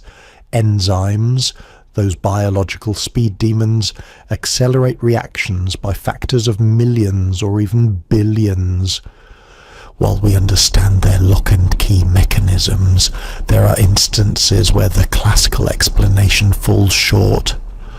In some crucial enzymatic reactions, a proton or electron needs to move from one atom to another, but the classical energy barrier is simply too high. Here, quantum tunneling. The astonishing ability of a particle to pass through an energy barrier rather than over it is believed to play a vital role.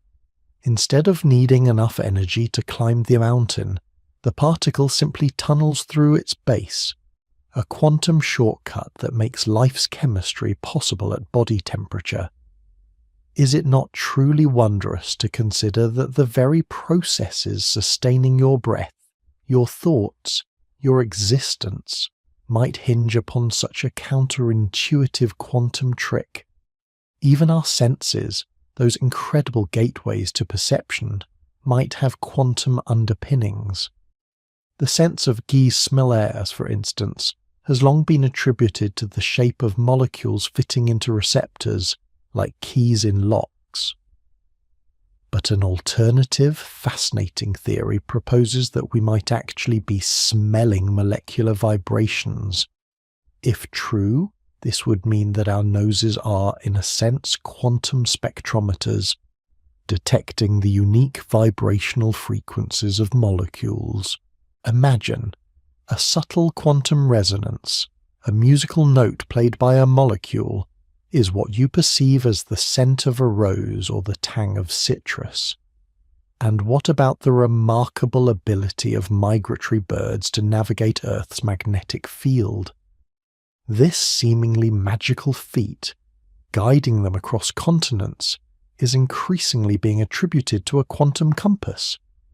It's thought that specific molecules in the bird's eye, when struck by light, can form radical pairs, molecules with unpaired entangled electrons.